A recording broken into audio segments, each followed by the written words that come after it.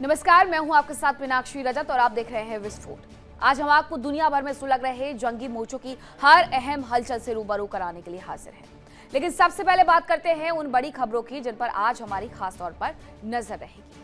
पहली खबर के बारे में चर्चा कर लेते हैं। मिडिल ईस्ट में अमेरिका और ईरान के बीच में जारी संघर्ष में समझौता धुआं होता हुआ नजर आ रहा है। इस बीच ईरान के हमलों ने ट्रंप के दावों पर और ज्यादा बड़े सवालिया निशान लगा दिए हैं। दरअसल राष्ट्रपति ट्रंप हमेशा से ही ईरान को कमजोर करने का दावा करते रहे। ईरान की नेवी को समंदर में डुबोने और मिसाइलों और ड्रोन डिपो को तबाह करने का दावा करते रहे, लेकिन ईरान की पलटवार की क्षमता कमजोर पड़ती नहीं दिख रही है। अमेरिका के जवान भी घायल हो रहे हैं। इस बीच पेंटागन ने ही अमेरिकी राष्ट्रपति ट्रंप के दावों पर सवाल खड़े कर दिए हैं। आज हम आपको इस बारे में विस्तार से जानकारी देंगे। दूसरी खबर, अमेरिका और इजराइल के हमलों का ईरान ने जबरदस्त जवाब दिया है। ईरान के हमलों में अमेरिकी सेना को भारी नुकसान भी उठाना पड़ा है और उसके हथियारों का जखीरा ईरान के मामूली हथियारों से बर्बाद हो गया है। हालात ऐसे हो गए हैं कि अमेरिका के आगे अपनी हिफाजत का संकट गहरा गया है। लेकिन इन सब के बीच में अमेरिकी रक्षा विभाग ने सरकार से और ज्यादा फंड्स जारी करने की मांग कर दी है। दावा यह है कि अगर फंड्स नहीं मिले तो ऑपरेशन प्रभावित हो सकता है। आज आपको अमेरिका को हुए नुकसान के बारे में भी विस्तार से जानकारी देंगे। वहीं तीसरी खबर के बारे में आपको बताती हूं कि ईरान किसी भी कीमत पर अमेरिका को हराना चाह रहा है। वो हथियार डालने के लिए तैयार नहीं है। दूसरी तरफ अमेरिकी सेना लगातार ईरान पर हमले कर रही है। इस बीच ईरान में अमेरिकी सेना के ग्राउंड ऑपरेशन की चर्चा भी तेज हो रही है। ऐसे में ईरानी सेना ने बड़ा ऐलान कर दिया है। ईरान ने अपनी खास पॉलिसी का ऐलान कर दिया है, जिसके बाद अमेरिकी सेना भी टेंशन में आ गई है। आज हम आपको ईरान की उस खास पॉलिसी के बारे में डिटेल्ड इंफॉर्मेशन देंगे। तो आइए शुरू करते हैं आज का सफर और देखते हैं विस्फोट। और खबर यह है कि अमेरिकी सेना का ईरान पर जबरदस्त अटैक देखने को मिला है, जो कि कमांड सेंटर एयरक्राफ्ट हैंगर पर हमला किया गया है। ये सेंटकॉम की तरफ से दावा किया गया है कि उसने किस तरीके से ईरान पर एक बार फिर से जबरदस्त अटैक करके उसके कमांड सेंटर एयरक्राफ्ट हैंगर को नुकसान पहुंचा दिया है। ड्रोन स्टोरेज फैसिलिटी और मिलिट्री इंफ्रास्ट्रक्चर पर भी अटैक किए हैं। ईरान की हमले करने की क्षमता को कमजोर करने के लिए उसकी तरफ से ये हमले किए गए हैं और उसने इस बात का दावा कर दिया है। सेंटकॉम ने खुद ही मान लिया है। वही एक खबर यह है कि ईरान के बेबहान में अमेरिकी सेना का हमला देखने को मिला है। IRGC बेस पर भीषण आग लगने की जानकारी मिली है। बेबहान नॉर्थ वेस्ट एयरपोर्ट के पास अमेरिका की तरफ से यह हमला किया गया है। IRGC बेस को नुकसान पहुंचाया गया है। भीषण आग लगने की खबरें आ रही है वहां से। बेबहान नॉर्थ वेस्ट एयरपोर्ट है ये, जहां पर अमेरिका की तरफ से यह हमला किया गया है। तो अमेरिका लगातार ईरान के ऊपर एक से एक बढ़कर के हमले करते जा रहा है ताकि ईरान किसी तरीके से अपने हथियार त्याग दे। लेकिन ईरान भी पूरे तैयारी के साथ आगे बढ़ रहा है कि हम हथियार नहीं त्यागेंगे। अमेरिका के हमलों पर ईरान का पलटवार देखने को मिला है। ईरानी मीडिया के हवाले से जानकारी आई है कि तेहरान में एयर डिफेंस सिस्टम से पलटवार हुआ है। तेहरान के पूर्वी, पश्चिमी, उत्तर पूर्वी इलाकों में एयर डिफेंस सिस्टम एक्टिव हो गए हैं, क्योंकि बार बार हमले वहां पर हो रहे हैं और अमेरिका के हमलों पर ईरान जवाब ना दिए कैसे हो सकता है। ईरानी मीडिया ने बताया कि तेहरान में एयर डिफेंस सिस्टम से पलटवार भी किए जा रहे हैं। तेहरान की पूर्वी, पश्चिमी, उत्तर पूर्वी इलाकों में इसलिए एयर डिफेंस सिस्टम एक्टिव कर दिए गए हैं ताकि अमेरिका की तरफ से भेजी जा रही मिसाइलों को इंटरसेप्ट किया जा सके। वहीं ईरान में मारे गए चौथे सैनिक की पहचान हो गई है। पेंटागन ने अमेरिकी सैनिक की पहचान की है। न्यूयॉर्क के रहने वाले थे सार्जेंट एंजल एस। 17 जुलाई को जॉर्डन पर हुए हमलों के दौरान उनकी मौत हुई। पहले सार्जेंट के लापता होने का ऐलान किया गया था, लेकिन अब अमेरिका ने यह बता दिया है कि आखिरकार वो कौन थे, उनकी पहचान कर ली है। जॉर्डन पर एक बड़ा हमला किया गया था जिसमें 17 से 18 अमेरिकी सैनिक मारे गए थे। अब एक एक करके उनकी पहचान हो रही है। जिनकी अब पहचान हुई है उनके बारे में बताया जा रहा है कि सार्जेंट एंजल एस थे, जो कि 17 जुलाई को हुए हमले का शिकार हुए जॉर्डन में। अमेरिका और ईरान के बीच में समझौता हुआ, लेकिन अब वो टूट चुका है। अमेरिकी राष्ट्रपति ईरान के कमजोर होने का कई बार दावा कर चुके हैं और पिछले करीब 2 हफ्ते से जारी हमलों के बाद सेंटकॉम भी दावा करता रहा है कि वो ईरान को कमजोर करने के मिशन पर है। लेकिन खुद पेंटागन ने राष्ट्रपति ट्रंप और सेंटकॉम के दावों पर सवालिया निशान लगा दिए।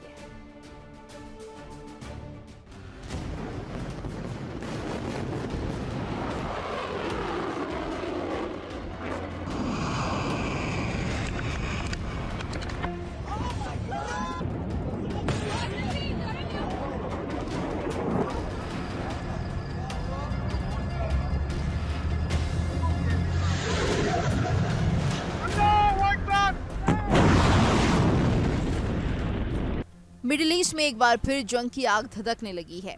एक बार फिर अमेरिका और ईरान की सेनाएं एक दूसरे के ठिकानों को दहला रही हैं। अमेरिका की ओर से ईरान के ठिकानों पर एक बार फिर हमला किया गया। अमेरिकी सेंट्रल कमांड यानी सेंटकॉम के मुताबिक अमेरिकी सेना ने ईरान के कमांड सेंटर्स, मिसाइल और ड्रोन लॉन्च पैड्स और एआर डिफेंस सिस्टम पर हमला किया।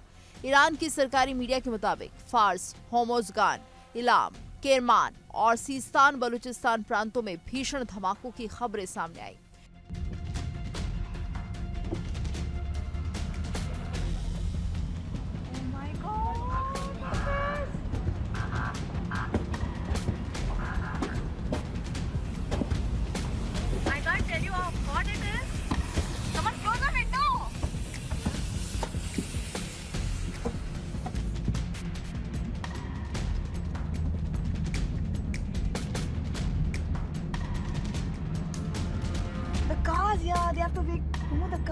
इस बीच राष्ट्रपति ट्रंप ने एक बार फिर ईरान पर दबाव बनाने का प्रयास किया।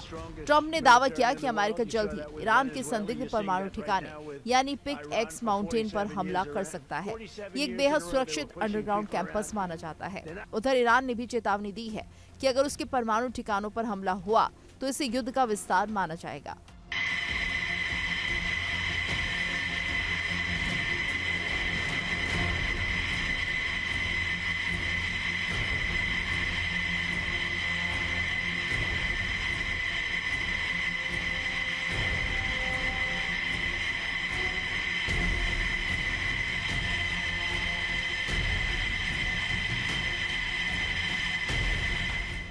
इस बीच अमेरिकी सेना के हमलों का जवाब देते हुए ईरान ने कुवैत, बहरीन और जॉर्डन पर हमले किए। ईरान की सेना ने अमेरिकी सैन्य बेस को दहलाया।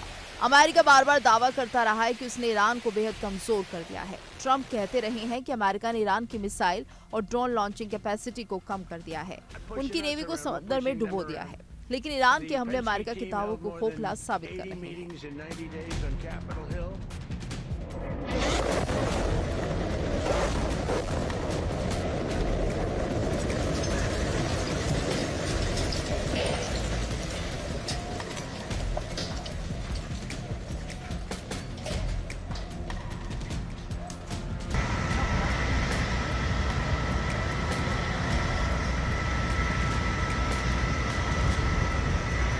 अमेरिकी रक्षा विभाग यानी पेंटागन ने माना कि ईरान के हमलों में अपने 100 सैनिक घायल हुए। पेंटागन के प्रवक्ता ने सोशल मीडिया पर लिखा कि ये जवान 7 जुलाई के बाद हुए हमलों में घायल हुए। हालांकि उन्होंने दावा किया कि इनमें से 96% जवान ठीक होकर ड्यूटी पर लौट चुके हैं। पेंटागन के मुताबिक ज्यादातर जवानों को हल्की चोट लगी थी। इस बीच खबर है कि अमेरिकी सेना के मारे गए जवानों की संख्या बढ़कर 17 हो गई है। इनमें से हाल ही के दिनों में 3 सैनिकों की मौत हुई थी।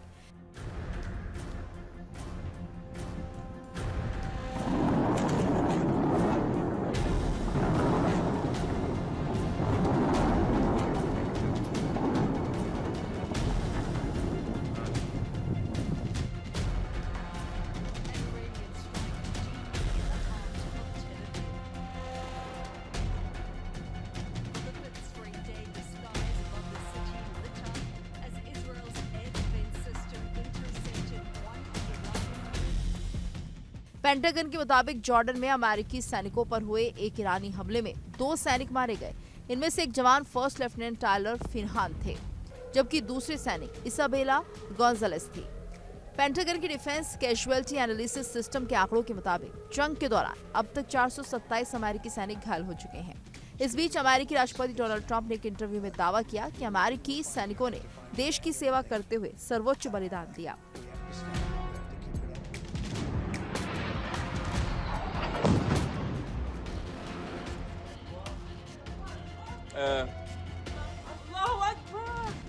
खबर है कि अमेरिका अब ईरान के हमलों का जवाब उसी की भाषा में देने का प्लान बना रहा है। जानकारी के मुताबिक अमेरिकी कंपनी रेकनक्राफ्ट यूक्रेन के मागोरा ड्रोन बोट्स का उत्पादन शुरू करने जा रही है। ये कार्रवाई पेंटागन की मांग पर की गई है। पश्चिमी मीडिया की रिपोर्ट के मुताबिक ओरेगन स्थित रेकनक्राफ्ट कंपनी अमेरिकी स्पेशल फोर्सेस के लिए नावें बनाती है और अब वो यूक्रेन के ट्रायड और टेस्टेड ड्रोन बोट्स का प्रोडक्शन शुरू कर सकती हैं।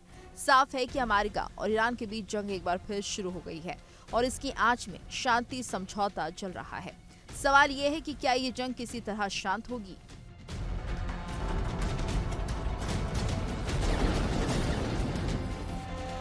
देखिए इंडिया डेली 24/7 अब आपके स्मार्ट टीवी पर। इंडिया डेली मौजूद है सभी डिजिटल प्लेटफॉर्म पर लाइव और लगातार। इंडिया डेली 24/7 हर दिन राष्ट्र को समर्पित।